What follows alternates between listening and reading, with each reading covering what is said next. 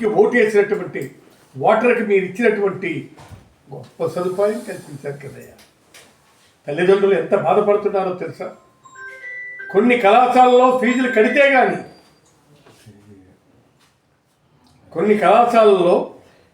కడితే కానీ విద్యార్థులపై సర్టిఫికేట్లు ఇవ్వనటువంటి పరిస్థితి ఉంది. ఇది ఎక్కడికి అన్యాయం? ఫీజు రియంబర్స్మెంట్కు అర్హత ఉండి కాలేజీల్లో జాయిన్ అయిన మీద పేద విద్యార్థులు, ప్రభుత్వ విద్యార్థులు నిధులు విడుదల చేయకపోవటం వల్ల కాలేజీలు ఫీజు కట్టమని ఒత్తిడి తేవడం వల్ల వాళ్ళు అప్పులు చేయలేక మధ్యలోనే ఎడ్యుకేషన్కి గుడ్ బై చెప్తున్నారు. ఇది ఎప్పుడు కూడాను మన జగన్మోహన్ రెడ్డి గారి టైంలో ఒక్కనాడు కూడా ఇలాంటి పరిస్థితి తలెత్తలేదని మీకు మనవి చేస్తున్నాం. We're challenging on this. If anybody would like to come forward, come to a common dais. నేను ఛాలెంజ్ చేస్తున్నాం. ఛాలెంజ్ రిసీవ్ చేసుకోండి. మీకు దమ్ముంటే రిసీవ్ చేసుకోండి, రండి. అంతేగాని ఎలాంటి పరిస్థితి లేదు. ప్రభుత్వం చెల్లించవలసిన బకాయిలు చెల్లించకపోవడంతో మధ్యలోనే విద్యార్థుల మీద ఒత్తిడి తెస్తున్న విద్యా సంస్థలు. మరి వాళ్ళకి ఎవరైతే వారికి డబ్బులు కావాలా?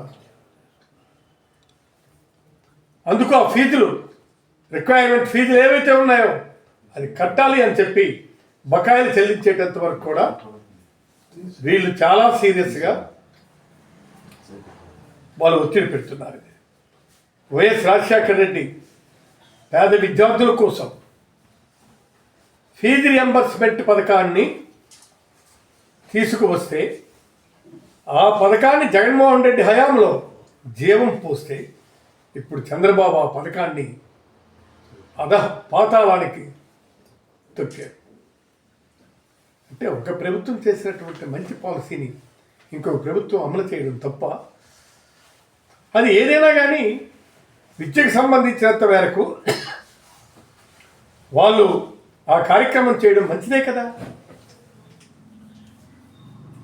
ఆ కార్యక్రమాన్ని ఎందుకు నీళ్లు గారుస్తున్నారు? పాతాళాన్ని గడక తొక్కుతున్నారు. దీన్ని ఏమనుకోవాలి మనం? తర్వాత ప్రభుత్వ రంగాన్ని భ్రష్టు పట్టించిన చంద్రబాబు సర్కార్ ఉన్నత విద్యను పాతాళానికి దిగజార్చారు.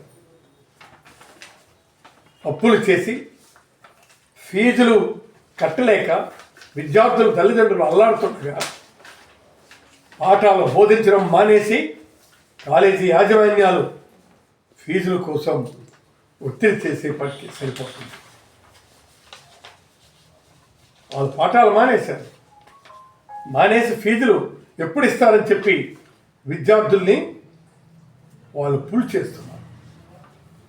ఈ విధమైనటువంటి పరిస్థితిలో ఉంటే వాళ్ళు పాఠాలు ఎప్పుడు చెప్తారని రాష్ట్ర చరిత్రలో ఎన్నడూ లేని విధంగా తొలిసారి ప్రైవేట్ కళాశాల యాజమాన్యాలు తాము కళాశాల నడపలేమంటూ రోడ్డెక్కిన పరిస్థితి కనబడుతుంది.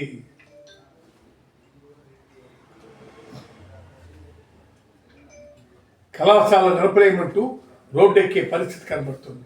చంద్రబాబు ప్రభుత్వం లక్షలాది మంది విద్యార్థుల భవిష్యత్తులతో చెలగాటం పడుతుంది.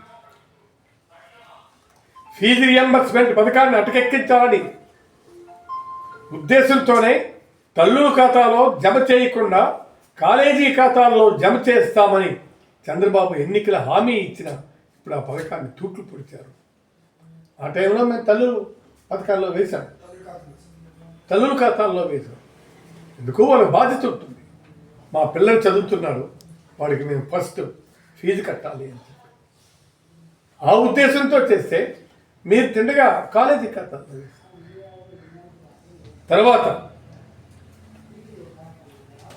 ఈ సంవత్సరం సకాలంలో 8 కోట్లకు సంబంధించిన ఫీజులు చెల్లించకుండా విద్యార్థుల భవిష్యత్తుల్ని అంధకారంలో నెట్టారు.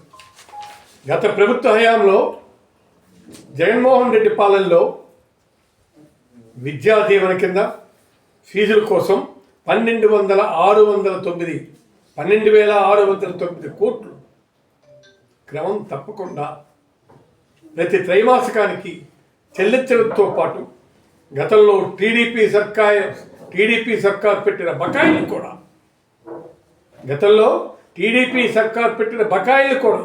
1,778 కోట్లు సైతం చెల్లించారు. That is the commitment of the then government ruled by mister Jaganmohan Reddy. ఆ విధంగా వాళ్ళు చేస్తే మీరేం చేస్తున్నారు? మీరు ఉన్నదాన్నే ఇవ్వకుండా ఎగ్గొడుతున్నారు. గత ప్రభుత్వ హయాంలో జగన్మోహన్ రెడ్డి విద్యా దీవెన, వసతి దీవెనల పథకాల కింద 18,663 కోట్లు ఖర్చు చేశారు. 18,663 కోట్లు ఖర్చు చేశారు. మీరు దాని గురించి పట్టించుకోవడం లేదు, మీరు మాట్లాడడం లేదు.